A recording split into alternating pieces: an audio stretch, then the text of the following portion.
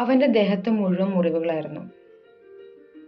ഉണങ്ങി വരുന്ന മുറിവുകളെ വീണ്ടും ചുരണ്ടി ചുരണ്ടി അവൻ വലുതാക്കുമായിരുന്നു.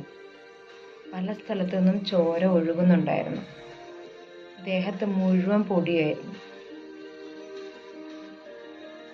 അവന് ചില സമയത്ത് അവൻ ആ പൊടിയിൽ കിടന്ന് ഇങ്ങനെ ഉരുണ്ടുകൊണ്ടേയിരിക്കും. മണ്ണ് മുഴുവൻ ദേഹത്താക്കുന്ന രീതിയിൽ അവനിങ്ങനെ ഉരച്ചുകൊണ്ടേയിരിക്കും മണ്ണിൽ കിടന്ന്.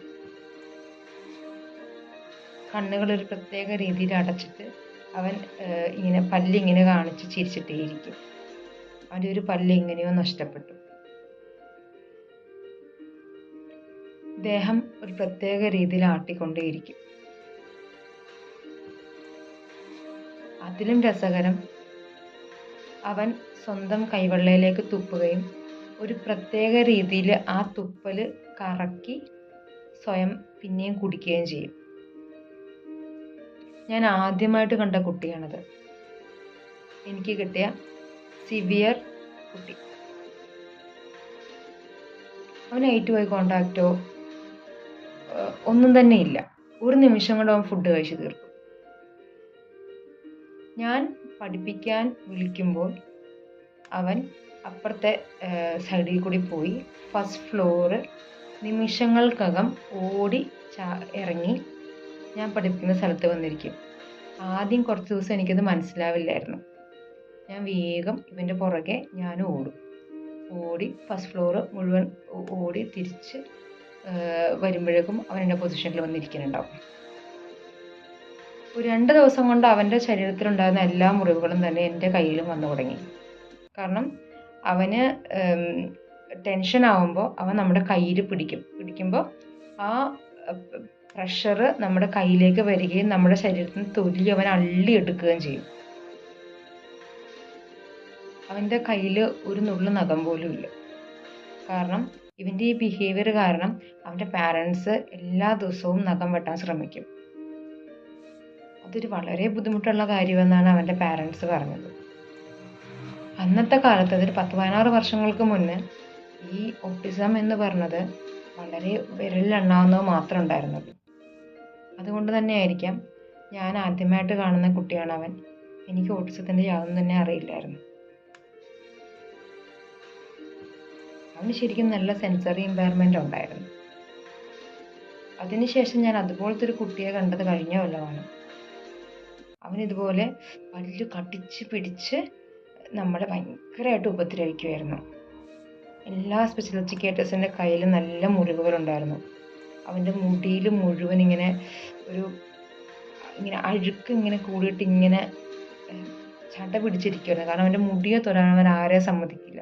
അവൻ്റെ മുടി ഇങ്ങനെ വളർന്നിങ്ങനെ ഇരിക്കും. അവനൊരു പാകിസ്ഥാനി കുട്ടിയാണ്. അവരുടെ ഭക്ഷണമാണെങ്കിലും ഒരു പ്രത്യേക തരത്തിലുള്ള ഭക്ഷണം, വേറെ ഭക്ഷണമൊന്നും അവൻ കഴിക്കില്ല. അവന് ഉണങ്ങിയ ഭക്ഷണം. അവന് എന്താ പറയുക, കുറച്ച് സമയം കഴിയുമ്പോഴേക്കും സ്കൂളിൽ വന്ന് കഴിയുമ്പോൾ തന്നെ അവൻ്റെ ഷൂസും സോക്സും എല്ലാം എങ്ങോട്ടേലും ഊരിക്കളയും. ഷൂസ് ഇടിക്കുക എന്നുള്ളതായിരുന്നു നമ്മളുടെ ഫസ്റ്റ് സ്കില്ല്. കാരണം ഷൂസ് ഊരിക്കളയുക, പാൻറ് മുട്ടിന് മുകളിലോട്ട് ഇങ്ങനെ പൊക്കി വയ്ക്കുക, കൈയും പാൻറ്റിൻ്റെ ഷർട്ടിൻ്റെ കൈയും മുട്ടിന് മുകളിലോട്ട് പൊക്കി വയ്ക്കുക, തല ഇങ്ങനെ മാന്തുക. അതിനുശേഷം അവന് എന്താ പറയുക, കുറേ കളിപ്പാട്ടങ്ങൾ അങ്ങനെ വിടർത്തുക. AC അവന് ഫുള്ള് ഇടണം. നമ്മളത് കുറയ്ക്കാൻ അവന് പറ്റത്തില്ല. കാരണം അവൻ്റെ ശരീരത്തിന് ചൂട് കൂടുതലായിരുന്നു. അപ്പോൾ അവൻ ആ ചൂട് സഹിക്കാൻ വയ്യാണ്ടാവുമ്പോൾ അവനെ എക്സ്പ്രസ് ചെയ്യാൻ അറിയില്ല. അവൻ എന്താ ചെയ്യുന്നത് വെച്ചാൽ അവൻ നമ്മളെയൊക്കെ മാന്താനും ഉപദ്രവിക്കാനും ചവിട്ടാനൊക്കെ തുടങ്ങും. അവസാനം അത് സഹിക്കാൻ പറ്റിയില്ലെങ്കിൽ പിന്നെ അവൻ കരയാൻ തുടങ്ങും. അവസാനം നമ്മൾ അവൻ്റെ മാതാവിനോട് ചോദിച്ചു, മാം എങ്ങനെയാണ് നമുക്കിത്, കാരണം അവന് അപ്പം തന്നെ 12 വയസ്സായി, ഇനി എന്താണ് നമുക്കിവനെ ചെയ്യാൻ പറ്റുക, എങ്ങനെയാണ് നിങ്ങൾ ഈ ഒരു സിറ്റുവേഷൻസ് വീട്ടിൽ ഹാൻഡിൽ ചെയ്യാന്ന് വെച്ചപ്പോൾ ഇവർ പറയുന്നത്, തലയിൽ സോപ്പൊന്നും ചെയ്യാനോ സമ്മതിക്കില്ല, വെറുതെ തലയിൽ കുറച്ച് വെള്ളം ഒഴിക്കും എന്നാണ് അവർ പറയുന്നത്. പക്ഷെ എനിക്ക് തോന്നുന്നില്ല അത് കണ്ടിട്ട്. പക്ഷെ അവർ കൈയും കാലും നനയ്ക്കുക, എന്നിട്ട് കുറച്ച് നേരം എഴുതിക്കുക, പിന്നെയും കൈയും കാലും നനയ്ക്കുക, പിന്നെയും കുറച്ച് നേരം എഴുതിക്കുക. അപ്പം ഞാനും അങ്ങനെ ചെയ്തു. വന്ന ഉടൻ തന്നെ ഇവൻ്റെ മുഖം നന്നായി കഴുകിക്കുക. അപ്പോൾ അവന് ഭയങ്കര ഹാപ്പിയാണ്. മുഖം കഴിക്കുക, കൈയും കാലൊക്കെ കഴിക്കുക, എന്നിട്ട് കൊണ്ടുവന്നിരുത്തുക. ഈ കുട്ടിക്ക് വേറെ കാര്യങ്ങളൊന്നും തന്നെ അറിയത്തില്ല. അപ്പം എനിക്ക് പറയാനുള്ളത്, ഈ പാരൻസ് എല്ലാം മെയിൻ ഫോക്കസ് ചെയ്യുന്നത് അക്കാഡമിക്സിലാണ്. നമ്മുടെ കുഞ്ഞുങ്ങൾ അവരുടെ ജീവിതത്തിൽ മെയിൻ ആയിട്ടുള്ള കാര്യങ്ങൾ, ടോയ്ലറ്റിങ്, ബ്രഷിങ്, ബാത്തിങ്, സ്വന്തമായിട്ട് ഭക്ഷണം കഴിക്കുക, ഇതൊന്നും അറിയാതെ കുറേ അക്കാഡമിക്സ് പഠിച്ചത് കൊണ്ട് എന്താ ഗുണമെന്ന് എനിക്കറിയില്ല. എല്ലാവരും ഫോക്കസ് ചെയ്യുന്ന അക്കാഡമിക്സിലാണ്. എൻ്റെ പ്രിയപ്പെട്ട മാതാപിതാക്കളെ, ഈ അക്കാഡമിക്സിനേക്കാളും നമ്മൾ ഫോക്കസ് ചെയ്യേണ്ടത് ഒന്നുണ്ട്, കുഞ്ഞുങ്ങളുടെ ബിഹേവിയർ. ഈ ബിഹേവിയറിൽ പ്രോബ്ലംസ് കൺട്രോൾ ചെയ്യാൻ പറ്റിയില്ലെങ്കിൽ ഈ കുഞ്ഞ് അവൻ്റെ ഭാവിയിൽ എങ്ങനെ ജീവിക്കുമെന്ന് നിങ്ങൾ വിചാരിച്ചിട്ടുണ്ടോ? ഈ പ്രോബ്ലംസ് എങ്ങനെ സോൾവ് ചെയ്യാൻ പറ്റുമെന്ന് നിങ്ങൾ വിചാരിച്ചിട്ടുണ്ടോ, ചിന്തിച്ചിട്ടുണ്ടോ? കുറേ അക്കാഡമിക്സ് പഠിച്ച് അവന് ഏറ്റവും ബെസ്റ്റ്, എനിക്കറിയില്ല, ആ കുട്ടിക്ക് എല്ലാം അറിയാം, റൈറ്റിങ്സ് അറിയാം, റണ്ണിങ് ലെറ്റേഴ്സ് അറിയാം, കുറേ കാര്യങ്ങൾ അറിയാം.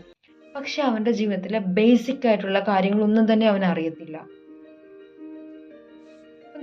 ഞാൻ വരുന്ന പാരൻസിനോട് പറയാം, അക്കാഡമിക്സ് നിങ്ങൾ കൂടെ കൊണ്ടുപോകും, പക്ഷെ അതിൻ്റെ ഒപ്പം നിങ്ങൾ ഫോക്കസ് ചെയ്യേണ്ട ഒരു കാര്യമാണ് ബിഹേവിയർ.